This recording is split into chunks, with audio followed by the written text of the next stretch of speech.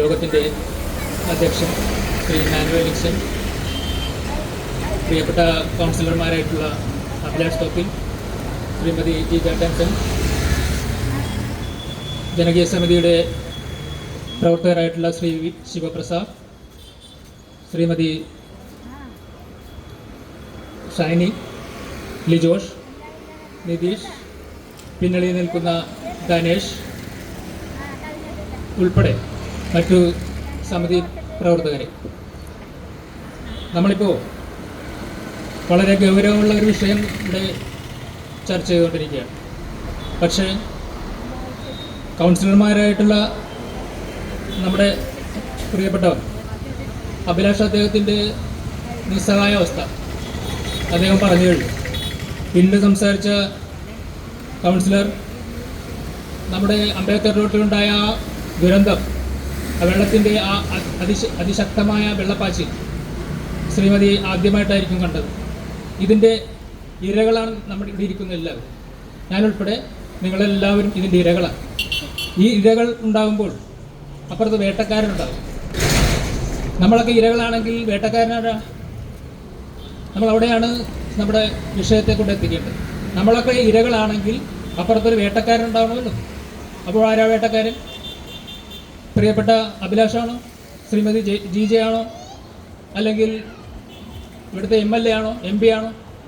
ഇതാണ് ഇവിടുത്തെ വിഷയം. നമ്മൾ കാര്യങ്ങളെ ഗൗരവത്തോടെ കാണുന്നില്ല, വളരെ ലാഘവത്തോടെ സംസാരിച്ചു കൊണ്ടുപോകുന്നത് ഒരിക്കലും ഒരു വിഷയത്തിന് പ്രതിവിധിയാകുന്നില്ല. നമുക്ക് വേണ്ടത് പ്രതിവിധിയാണ്. നമ്മൾ ഈ ദുരന്തം അനുഭവിക്കുന്നവർ നമുക്ക് പ്രതിവിധി വേണം. അത് നമ്മൾ ആരെയാണ് സമീപിക്കേണ്ടത്? നമ്മൾ ജനാധിപത്യമായ രീതിയിൽ വളരെ ശാന്തമായി സമാധാനത്തോടുകൂടി ഒരു വിഷയം അധികാരികളുടെ മുന്നിൽ വെക്കുമ്പോൾ അവരതിനെ ഗൗരവത്തോടെ കാണുന്നില്ല എന്നുള്ളതാണ്. എത്രയോ വർഷമായി നമ്മൾ ഈ പറഞ്ഞു നടക്കുന്നു. നമ്മുടെ വിഷയങ്ങൾക്ക് ശാശ്വത പരിഹാരം കാണുന്നില്ല. ശാശ്വത പരിഹാരം പോയിട്ട് ഒരു താൽക്കാലിക പരിഹാരം പോലും നിർദ്ദേശിക്കാൻ പോലും ആളില്ലാത്തൊരവസ്ഥ. 15-16 ഡിവിഷനിലെ പ്രിയപ്പെട്ട സഹോദരങ്ങൾ, ഈ അവസരത്തിലാണ് നിങ്ങളുടെ ആ ഐഡന്റിറ്റി തിരിച്ചറിയേണ്ടത്. നിങ്ങളെ വെറും വോട്ട് ബാങ്കായിട്ട് മാത്രം കാണുകയാണ്. ഇലക്ഷൻ വരുമ്പോൾ ആ ചെളിയും ചേറും ചവിട്ടി യാതൊരു മടിയും ഇല്ലാതെ കടന്നു വരാൻ കഴിവുള്ള ഒരുപാട് രാഷ്ട്രീയ അടിമകൾ നമ്മുടെ നാട്ടിലുണ്ട്. അതിൻ്റെയൊക്കെ ഇരകളാണ് നമ്മൾ. ഈ ഒരു വിഷയം 16 ഡിവിഷനിലെ സുഹൃത്തുക്കൾ, പ്രിയപ്പെട്ട അമ്മമാർ, ഏറ്റവും ദുരന്തം അനുഭവിക്കുന്നത് 16 ഡിവിഷനിലെ Ambedkar road, Columbus road, SNDP road, ആ ഭാഗങ്ങളിലുള്ളവരാണ്. അവിടുത്തെ പ്രധാന വില്ലന്മാർ ഒന്ന് പടിഞ്ഞാറ് ഭാഗത്ത് സ്ലൂയിസുകളും കൽക്കെട്ടുകളും നിർമ്മിക്കാത്തത് കൊണ്ടുള്ള ബുദ്ധിമുട്ട്. രണ്ടാമത്തത് ചെട്ടിപ്പാടം പാടശേഖരം എന്നുള്ള രണ്ടാമത്തെ വില്ലൻ. അവിടെ എന്താ നടക്കുന്നത്? വർഷങ്ങളായിട്ട് നെൽകൃഷി നടക്കാതെ അത് തരിച്ചിട്ട് എങ്ങനെയും അത് മണ്ണിട്ട് നികർത്താനുള്ള കുറച്ച് പേരുടെ ശ്രമം. അതിൻ്റെ ഭാഗമായിട്ട് നെൽകൃഷിയെ അവർ അപ്രത്യക്ഷമാക്കി കളഞ്ഞു. വർഷാവർഷങ്ങളിൽ ഒരു നെല്ലും ഒരു മീനും എന്ന ഗവൺമെൻറ്റിൻ്റെ പദ്ധതി വളരെ ബുദ്ധിപരമായി അട്ടിമറിച്ച ഒരു പ്രദേശം. മറ്റെല്ലായിടത്തും അട്ടിമറിച്ച് കഴിഞ്ഞു. ഇവിടെ ഇപ്പോൾ ഈ പദ്ധതിയെ അട്ടിമറിക്കാനുള്ള അവസാന ശ്രമത്തിലേക്ക് എത്തിക്കൊണ്ടിരിക്കുക. ഇതിൻ്റെ കൂടി ഇരകളാണ് ഇവിടെ ഇരിക്കുന്നവരെടുത്ത്. ഇവിടെ ആ പാടശേഖരത്ത് അതിൻ്റെ തെക്ക് ഭാഗത്തായി കുറച്ച് ഭാഗം വളരെ വിദഗ്ധമായ രീതിയിൽ JCB ഉപയോഗിച്ച് മണ്ണുയർത്തി അവിടെ ചെമ്മീൻ കൃഷിയോ മീൻ കൃഷിയോ നടത്തുകയാണ്. ഈ വ്യക്തി വളരെ വലിയ തോതിൽ വെള്ളം കണ്ടത്തിലേക്ക് കടത്തിവിടുമ്പോൾ പാടശേഖരം റോഡ് കവിഞ്ഞ് നമ്മുടെ എല്ലാവരുടെയും വീടുകളിലേക്ക് കയറുന്ന ഒരു ദുരവസ്ഥയാണ് ഈ പ്രക്ഷോഭത്തിന് യഥാർത്ഥത്തിൽ വിത്ത് വിതച്ചത്. സർക്കാർ പല പദ്ധതികൾ ഇട്ടിട്ടുണ്ട്. നമ്മുടെ പ്രിയപ്പെട്ട MLA ജോൺ ഫെർണാണ്ടസ് കുറേ പദ്ധതികൾ ഫണ്ട് തന്നു. പക്ഷേ പല MLA-മാരും ഫണ്ട് തന്നു എന്ന് പറയുന്നതല്ലാതെ ഇതൊന്നും തന്നെ പ്രാവർത്തികമാക്കാതെ ജനങ്ങളെ വിഡ്ഢികളാക്കിക്കൊണ്ടിരിക്കുന്നു, അല്ലെങ്കിൽ മനഃപൂർവ്വം നമ്മളെ പറ്റിച്ചുകൊണ്ടിരിക്കുന്നു. ഈ ഒരു ദുരവസ്ഥ നമുക്ക് വേണ്ടത് പരിഹാരമാണ്. നമുക്ക് കൂടി വന്നാൽ ഒരു കോടി രൂപക്ക് താഴെയുള്ള പദ്ധതി മതി. നമുക്ക് പനമ്പള്ളി നഗറിലോ കലൂരോ കടവന്ത്രയിലോ ആണ് ഈ ബുദ്ധിമുട്ടെന്നെങ്കിൽ 24 മണിക്കൂറിനുള്ളിൽ ഈ ഭരണാധികാരി പരിഹരിച്ചിരിക്കുമായിരുന്നു. ഇവിടെ അസംഘടിതരായിട്ടുള്ള കുറച്ച് വിഭാഗം, യാതൊരു കമ്മ്യൂണിറ്റിയുടെയും സ്വാധീനമില്ലാത്ത, യാതൊരു മതവിഭാഗത്തിൻ്റെയും സ്വാധീനമില്ലാത്ത, രാവിലെ തങ്ങളുടെ പണിസ്ഥലങ്ങളിലേക്ക് പോയി വൈകിട്ട് സന്ധ്യയ്ക്ക് എപ്പോഴും തിരിച്ചു വരുന്നവർ, അവരുടെ കാര്യങ്ങൾ നോക്കാൻ ശരിക്കും ഈ ഡിവിഷനിൽ അല്ലെങ്കിൽ ഈ 15-16 ഡിവിഷനിൽ യഥാർത്ഥത്തിൽ നേതാക്കളില്ല എന്നുള്ള അവസ്ഥയാണ്.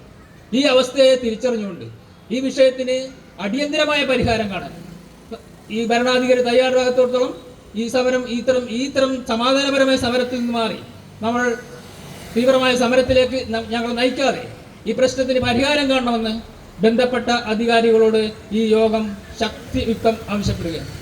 പ്രിയപ്പെട്ടവരെ, നിങ്ങൾക്കറിയാം, ഈ Ambedkar road, Columbus road, SNDP road ഭാഗങ്ങളിൽ ആൾക്കാർക്ക് പുറത്തിറങ്ങാൻ പറ്റാത്ത അവസ്ഥയാണ്. ശ്രീമതി ഈജ ടെൻസിന്റെ ഡിവിഷനിൽ അത്തരം വിഷയമില്ല. നമ്മൾക്ക് ഈ ഇരിക്കുന്ന അവരെ കണ്ടാൽ തന്നെ അറിയാം. ഈ 16ാം ഡിവിഷനിലെ ഭൂരിപക്ഷം പേരാണ് ഇവിടെ എത്തിയിട്ടുള്ളത്. 16ാം ഡിവിഷനിൽ ഞങ്ങൾ ഈ മുക്കും മൂലയും എല്ലാം ഇന്നലെ പ്രചരണം നടത്തി കഴിഞ്ഞു. പക്ഷേ അവരൊന്നും ഇത് വലിയ തോതിൽ എഫക്റ്റ് ചെയ്യുന്നില്ല എന്നാണ് മനസ്സിലാക്കേണ്ടത്.